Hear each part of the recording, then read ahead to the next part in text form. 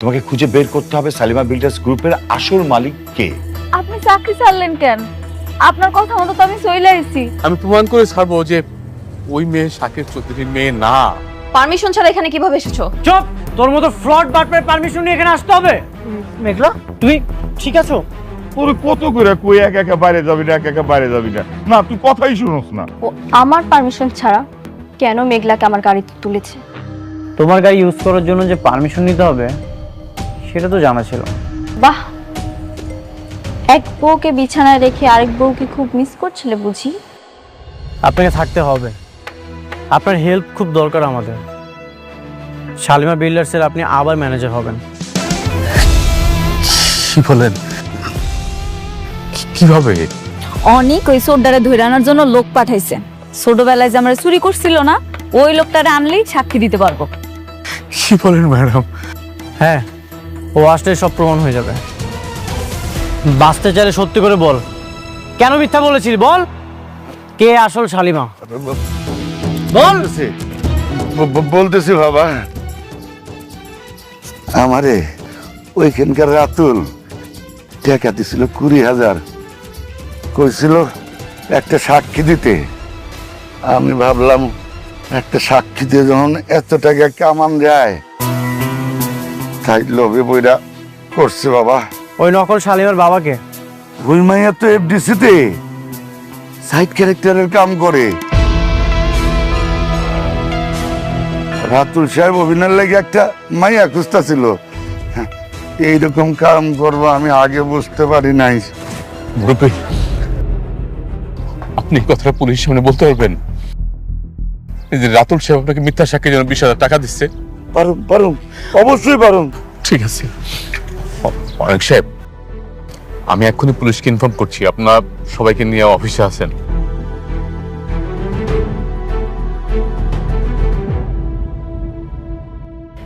আপনি কেমনে পারলেন একটা দুধের শিশুরে তার বাবা মার কাছ থেকে আলাদা করতে? আপনার কি একটু খারাপ লাগে না? আপনি বুঝতেছেন আপনি আমার বাবা মার ভালোবাসার থেকে আমারে বঞ্চিত করছেন? কেন করছেন এমন কথা?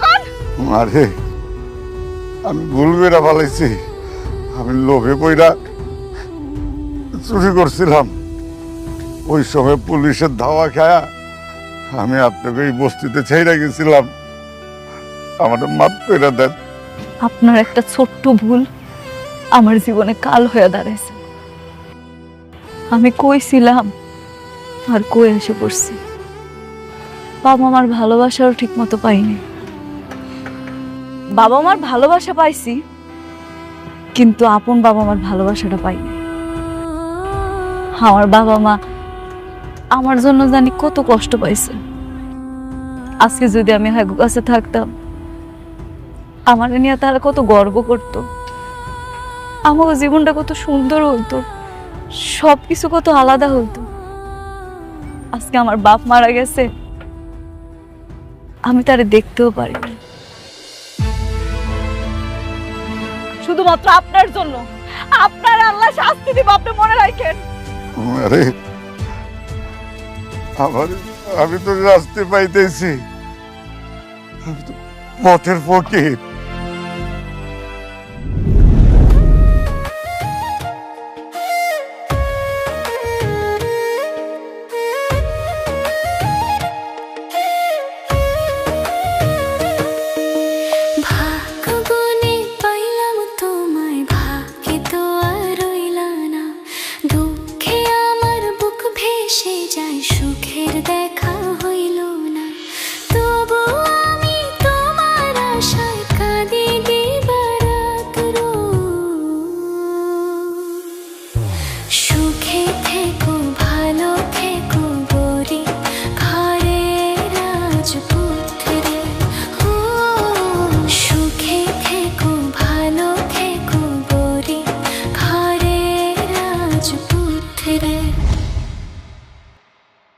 তারপর বলো, কেমন লাগছে অফিসের এনভায়রনমেন্ট?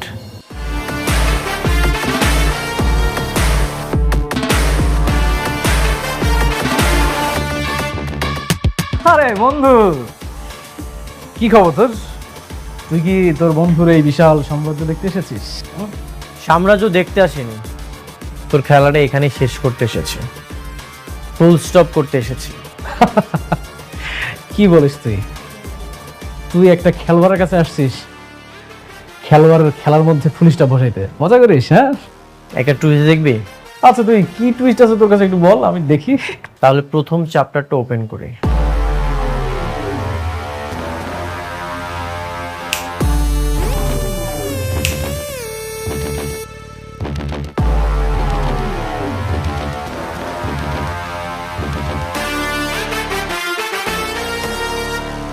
কি মিস লাইলি আক্তার, নিজের জন্মদাতা পিতাকে দেখে কি চমকে গেলে? সবকিছুই প্রমাণ হয়ে গেছে, প্রমাণ হয়েও যাবে। তোর খেলা এখানেই শেষ, এক সেন্টেন্সে ফুল স্টপ। আসলে ঘটনা, তুই কি বলতেছিস? মানে তুই কি বলতে যাচ্ছিস? রাস্তার থেকে কোথাও থেকে কাকে না কাকে তুলে নিয়ে আসলি, বাবা বানাই দিলি, আর হয়ে গেল? আমি এটা বিশ্বাস করি না, মজা করিস? কিরে মা, তোর বাপটারে তুই চিনবার পারতেছিস না? এখন কিছুই চিনতে পারছে না। তুমি অনেক ভালো অভিনেত্রী, যেহেতু তোর বিশ্বাস হচ্ছে না, তাহলে তোকে আরেকটা টুইস্ট দেখায়।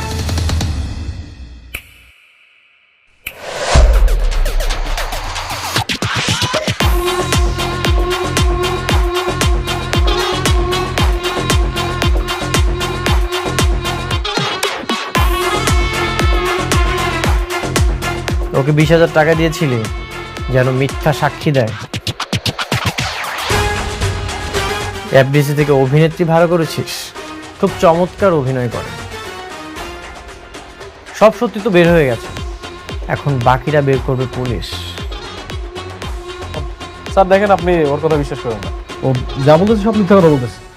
ও হচ্ছে আসল শালিমা, আর মেঘলা হচ্ছে ফেক। সবকিছুই প্রমাণ হয়ে গেছে, তোর এখন আর কিছুই বলতে হবে না। অফিসার জি, ওদেরকে নিয়ে যান। চলুন। এই ডোন্ট টাচ। অফিসার, শালিমা বিল্ডার্সের সাথে প্রতারণার দায়ে আপনি ওদের বিরুদ্ধে কেস লিখুন, আর সেই কেসের বাদী হব আমি। চলুন। না, আমি যাব না। দেখুন, ও হচ্ছে শালিমা, শালিমা বিল্ডার্সের অরিজিনাল মালিক, আর ও হচ্ছে ফেক মেঘলা। আপনারা প্রমাণ করবেন না? প্রমাণ ছাড়া কেমনে কি? যে কেউ এসে বললো আর আপনার হিসাবে ধরে নিয়ে যাবেন? আপনার যা বলার আদালতে গিয়ে বলবেন। চলুন। না, আমি যাবো না, বলছি না। Azad sir, SDM sir.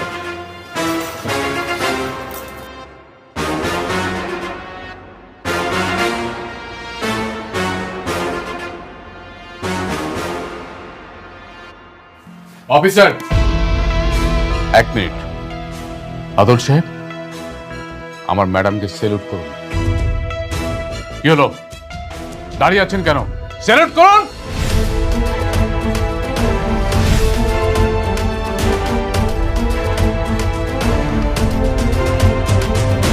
যান শ্বশুর বাড়িতে গিয়া এবার ভালো মন্দ খাবার খান।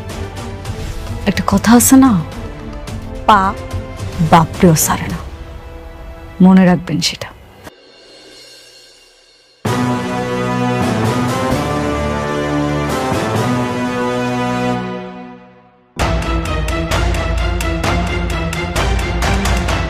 আপনারাই বলেন এর সাথে কি করা যায়? মা গো, আমার মাইয়া দারে মাফ করে দেন। হরইয়া আমি আপনার কাছে মাফ চাইতেছি, ও অনেক বড় অন্যায় করছে। হরে সাইরা দেন, আর হলে আমি গ্রামের বাড়ি চলে যাবো। সিসি চাচা, আপনি আমার বাবার বয়সী, আপনি কেন আমার কাছে হাত জোর করতেছেন? আমি বুঝতে পারছি আমাগো মতো এরকম ছেলেমেয়ের কারণে বাবা মারা এত কষ্ট পায়। আসলে আপনার তো আর দোষ নাই, দোষ আপনার মাইয়ার। ওই যে দোষ করছে সেটা মাফের যোগ্য না। তারপর আমি ওরা ক্ষমা করে দিলাম, শুধু আপনার মুখের দিকে তাকায়। যান, ওনারে নিয়ে আসেন। মা গো, আপনার লেখা উপরওয়ালার কাছে অনেক দোয়া করি, আপনি অনেক বড় হইবেন, অনেক বড় হইবেন। মা চল রে মা, আমরা গ্রামের বাড়িতে যাই গা। দাঁড়ান, একটা কথা মনে রাখেন, টাকার জন্য মানুষের ক্ষতি করতে যায় না। সৎ পথে টাকা ইনকাম করেন, দেখবেন আল্লাহ খুশি হইব। যান। চল মা। মেঘলা, যাও তুমি তোমার চেয়ারে যেয়ে বসো। তুমি আবার তোমার রাজত্বটা ফিরে পেয়েছো। নিজ দায়িত্বটা বুঝে নাও। সবকিছু তোমার জন্য হয়েছে। আজকে তুমি না থাকলে মনে হয় কোনো কিছুই ফেরত পাইতাম না। তুমি আবারও আমার ঋণী বানাই দিলে। এটা আমার দায়িত্ব ছিল। তোমার ন্যায্য অধিকার তোমাকে ফিরিয়ে দিলাম।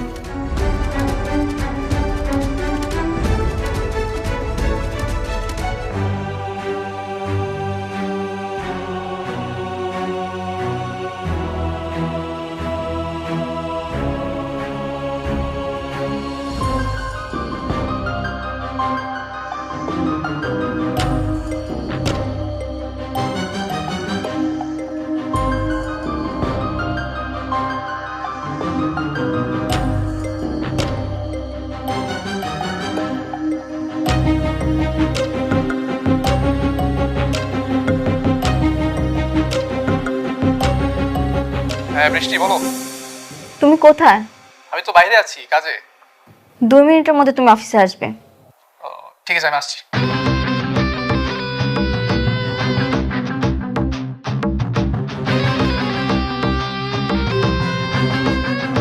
কি ব্যাপার, তুমি এর সময় অফিস? কেন আসা যাবে না? কি বলছো? তোমার অফিসে তুমি আসবে? এটা কি বলো তুমি? কিছু খাবে? নিয়ে আসবো? এসব বাদ দাও। অনেক কোথায়? ও তো একটু বাইরে আছে কাজে। বাইরে মানে? অনেক কি মেঘলার কাছে কাছে? দেখো বৃষ্টি, অনেক কোথায় যায় কি করে সেটা তুমি আমাকে প্রশ্ন না করে অনেককে গিয়ে প্রশ্ন করো। আমি চাই না কিছু বলে তোমাদের মধ্যে ঝামেলা সৃষ্টি হোক। বাহ, অনেকের সাথে এত বন্ধুত্ব হয়ে গেছে, এখন আমার মুখের উপর না করে দিচ্ছ। এখন কি সে আমার থেকে তোমার বেশি আপন? না, আমার কাছে সবার আগে তুমি আপন। তাহলে বলো, অনেক এখন কোথায়? মেঘলায় যে আসল শালিমা সেটা প্রমাণ হয়ে গেছে, আর আমি আর অনেক সেই জন্যই তাদের অফিসে পুলিশ নিয়ে গেছি। এই সামান্য কথাটা এত ঘুরে পিছিয়ে বললে কেন? অনেক তোমাকে নিষেধ করেছিল? হাসছো কেন? হাসবো না বৃষ্টি, আমি এখানে কেন চাকরি করে সেটা আর কেউ না জানুক, তুমি ভালো করে জানো। শুধুমাত্র তোমার কাছাকাছি থাকবো বলে আমি এই চাকরিটা নিয়েছি। আর সে তুমি বলছো তোমার চেয়ে অনেক আমার আপন। হ্যাঁ আমি জানি, তুমি শুধুমাত্র আমার জন্যই এই অফিসে আছো। বৃষ্টি জানো, একসময় আমি ভাবতাম হয়তো তোমার কাছাকাছি থাকতে থাকতে তুমি আমাকে বুঝবে, আমি তোমাকে পাবো। কিন্তু দেখো, সে অনেকের সঙ্গে তোমার বিয়ে হলো। আমি আজও তোমার সাথেই আছি, শুধুমাত্র তোমার জন্য আমি চাকরিটা এখন পর্যন্ত করি। এখানে আমার উদ্দেশ্যটা কি আমি এখন পর্যন্ত জানি না। ঠিক আছে, তাহলে আমি যা যা বলবো তুমি তাই তাই করবে। বলো কি করতে হবে? তুমি চাকরিটা ছেড়ে দাও। চাকরি ছেড়ে দেবো? কিন্তু কেন? কেন ছাড়বে সেটা সময় হলে আমি তোমাকে বলবো। তুমি আজকেই চাকরিটা ছেড়ে দেবে। ঠিক আছে, ছেড়ে দেবো, আমার কোনো সমস্যা নেই। আচ্ছা ঠিক আছে, তুমি তাহলে থাকো, আমি যাই। আচ্ছা, আমি কি দিয়েছো তোমাকে? না, আমি যেতে পারবো।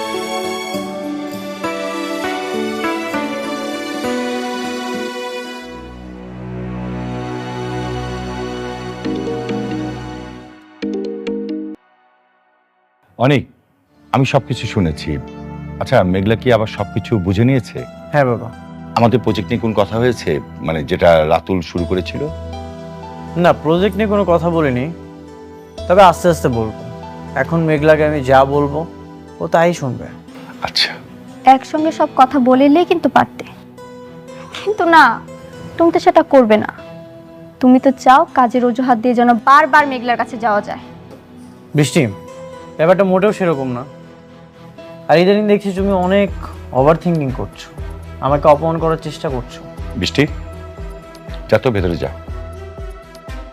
দেখো অনেক, আমি কখনোই তোমাকে অপমান করতে চাই না, কিন্তু তুমি টাকার জন্য বারবার মেঘলার কাছে ছুটে যাবে সেটা আমি মানতে পারবো না। বৃষ্টি, তোকে আমি চুপ করতে বলছি। হ্যাঁ, আমরা এখানে একটা গুরুত্বপূর্ণ বিষয় নিয়ে কথা বলছি। আচ্ছা অনেক, শোনো, আমি শুনলাম যে পূর্বাচলে একটা সরকারি জমি নিলামে উঠবে। তো সেই জমিটা যদি আমরা নিতে পারি তাহলে কিন্তু এখন যে বর্তমানে সালিমা বিল্ডার্স গ্রুপের যে প্রফিটটা হবে তার চেয়ে বেশি প্রফিট করা যাবে। বলেন কি বাবা? হ্যাঁ, আমার চিন্তা যে ওই জমিটা যেভাবে হোক আমাদের পেতে হবে, তারপরে আমরা ওখানে ছোট ছোট প্রজেক্ট করব, তারপরে সেল দেবো গুলা। তাহলে তো খুবই ভালো হয়। আমরা তো তাহলে জমি বিক্রি করতে পারবো, জমির উপরে যদি বাড়ি করি ফ্ল্যাটও বিক্রি করতে পারবো। 100 বছরের চুক্তি। রাইট। তো অনেক, এই সরকারি জমিটা পাওয়ার জন্য কিন্তু সালিমা বিল্ডার্স গ্রুপও কিন্তু ট্রাই করবে, যাতে ওরা না পায় সেভাবেও তোমাকে ব্যবস্থা করতে হবে। হ্যাঁ, ঠিক আছে বাবা, আপনি একদমই চিন্তা করবেন না, আমি সবকিছু সামলে নেব। Best of luck.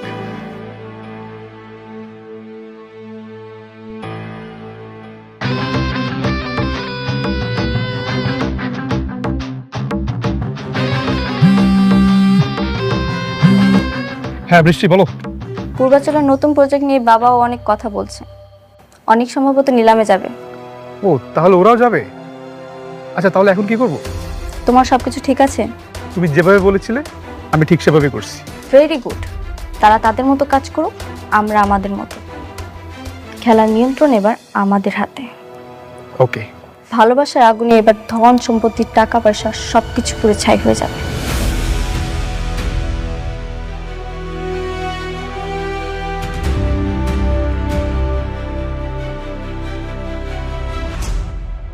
কার সাথে কথা বলছিলেন? সাব্বিরের সঙ্গে। সাব্বিরের সাথে আলাদা তো কিসের কথা? আলাদা কিছুই না, ও আমার বন্ধু, ওর সাথে তো কথা হতেই পারে, তাই না?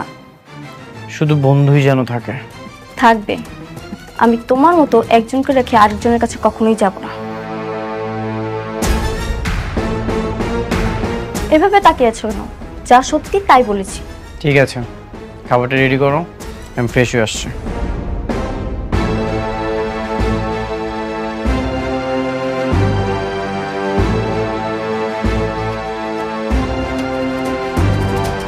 আজকে আমার খুব ভালো লাগতেছে, খুব তৃপ্তি লাগতেছে। আপনার সাথে রাতুল যা যা করছিল আমি সেটা ফিরাই দিতে পারছি। আপনি তো জানেন আমি ওর কাছ থেকে ওর সব কিছু কায়রা নিছি। জানি। আমি চাই আমাকে প্রজেক্টগুলো আপনি করেন। আমি ম্যানেজার আঙ্কেলের সব বলছি, উনি মনে হয় পেপারস রেডি করতেছে। এরপর থেকে কাজগুলো আপনি করবেন। সেই তো আমাকেই দিলে। শুরু থেকেই যদি আমাকে দিতে তাহলে কি এত ক্ষতি হতো? শুরু থেকে প্রজেক্ট যদি আপনারা দিতাম তাহলে তো রাতুলের পথের ফকির বানাইতে পারতাম না। এখন ও সব হারায় নিঃস্ব হয়ে গেছে। হ্যাঁ, সব হারিয়ে তোমার বিরুদ্ধে ষড়যন্ত্র করছে। জানি আমার ওই বড়লোক বান্ধবী নীলার বাবা আপনারা অপমান করছে না, ওনার সাথে মিলা আমার ক্ষতি করার চেষ্টা করতেছে। আর ওই লোকটা নাকি রাতুলের কাজ দিতেছে। আমিও শুনেছি, কিন্তু রাতুল কিছুই করতে পারবে না। রাতুলের ধ্বংস শুরু হয়ে গেছে। ও যে ডালেই যাবে সেই ডালই ভেঙে পড়বে। আপনার সাথে বেইমানি করছে, এর পাপের ফল তোরে পাইতেই হইল। ম্যাডাম, আমি আসবো? যে আসেন না। ম্যাডাম, ম্যাডাম, রাতুল সাহেবের এগ্রিমেন্টগুলো ক্যান্সেল করে আমরা অনেক সাহেবকে যে কাজগুলো দিয়েছি তার পেপারস আপনাকে এখানে একটা সাইন করতে হবে ম্যাডাম।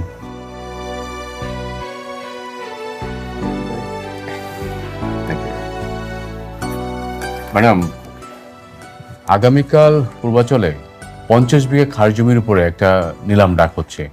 আমরা সেই জমিটা 100 বছরের জন্য নেয়ার প্রস্তুতি নিচ্ছি। বাহ, ম্যানেজার আঙ্কেল, আমার থেকে ভালো তো আপনি বুঝেন। আপনার যেটা ভালো মনে হবে আপনি সেটাই করবেন। Thank you madam. অনেক সাহেব, আপনার পেপারসগুলো। Thank you. ঠিক আছে, তাহলে আজ আমি আসি। সাবধানে যান। তুমি এখন থেকে সাবধানে থেকো। রাতুল তোমার ক্ষতি করার চেষ্টা করবে, সবসময় সিকিউর থাকবে। আসি। জি।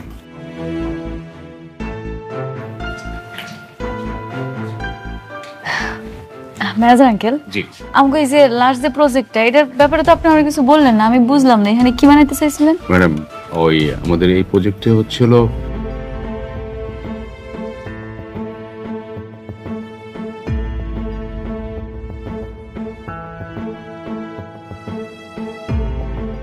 আম্মা, আব্বা, আম্মা কই গেল তোমরা? আব্বা কই আব্বা? আরে ধরো ধরো।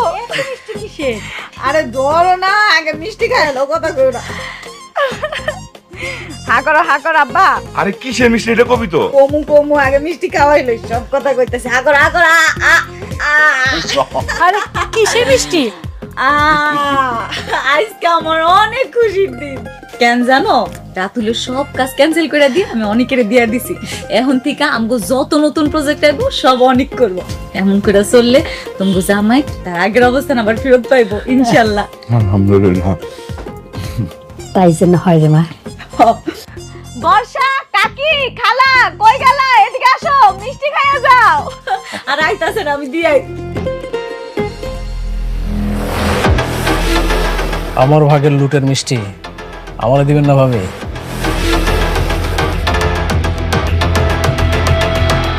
আপনি কোন সাহসে আমগো ঘরে ঢুকছেন?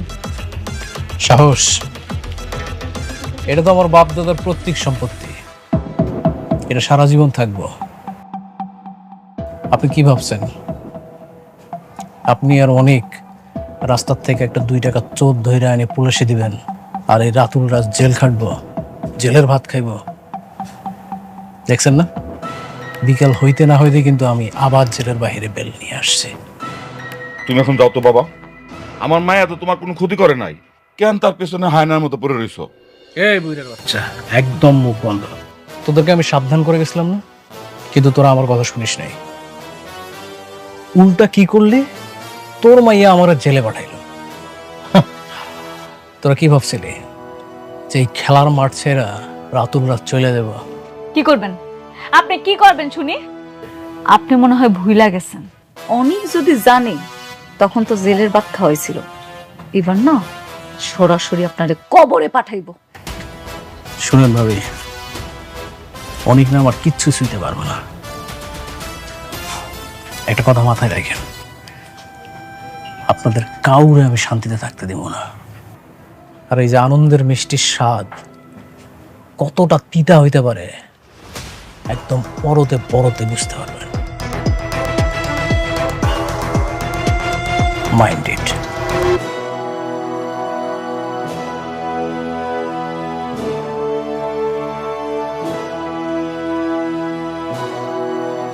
এই অমানুষটা যতদিন দুনিয়াতে পয়সা থাকবো ততদিন আমাদের কপালে দুঃখ আছে। কোনো অসুবিধা নেই আব্বা, ওই রাতুল আমগো কিচ্ছু করতে পারবো না। তুমি শুধু দোয়া করো, অনেক ঠিকই কিছু না কিছু করবে।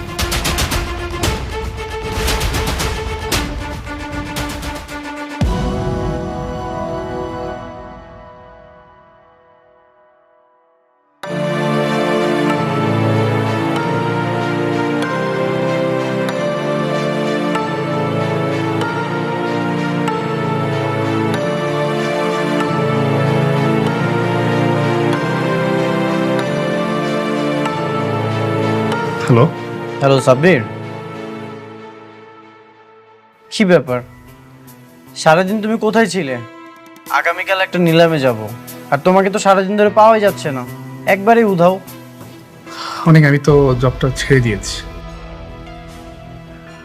জব ছেড়ে দিয়েছো মানে? হ্যাঁ, আমি জবটা করছি না। জব করবে না? কি বেশি বেতনে অন্য কোথাও চাকরি পেলে নাকি? না, এমনি আমার ভালো লাগছে না তাই। শোনো সাব্বির, আজকালকার বাজারে চাকরি পাওয়াটা অনেক কঠিন। ঠিক আছে ফাইন, চাকরি ছেড়ে দাও, কোনো সমস্যা নেই, তবে 2 দিন পরে চলতে পারবে তো? অনেক যদি কপালে তাই লেখা থাকে তাহলে তাই হবে, আর যদি কপাল ভালো থাকে তাহলে ভাগ্যের চাকা ঘুরে অকল্পনীয় কিছু হতে পারে, তাই না অনেক? তাই নাকি?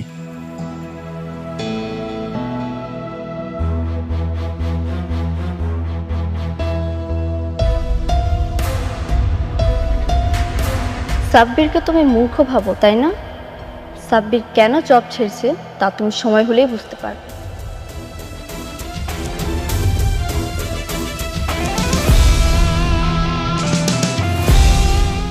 গেছে ভালোই হয়েছে। যেভাবে বৃষ্টির সঙ্গে ওর বাড়াবাড়ি শুরু হচ্ছিল তাতে দুদিন পর এমনিতেই বের করে দিতে হতো।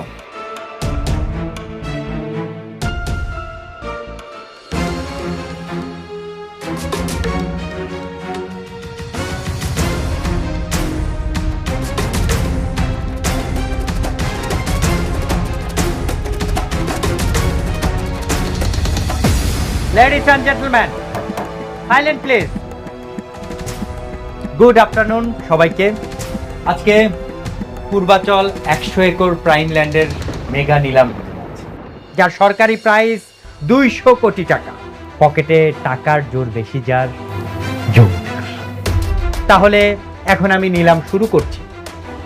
200 কোটি 1, 200 কোটি 2, 230 কোটি। অনিক সাহেব 230 কোটি। দারুণ শুরু করলেন অনিক সাহেব। 230 কোটি 1, 230 কোটি 2, 250। জব্বার সাহেব 250 কোটি টাকা। সুন্দর। 250 কোটি 1, 250 কোটি 300 কোটি। বাহ, রকেটের গতিতে ছুটছে নিলাম। 300 কোটি টাকা। 300 কোটি 1, 400 কোটি টাকা। আলতাফ সাহেব 400 কোটি টাকা। নিলাম এখন 400 কোটি টাকাতে। 400 কোটি 1, 400 কোটি 2, 500 কোটি টাকা।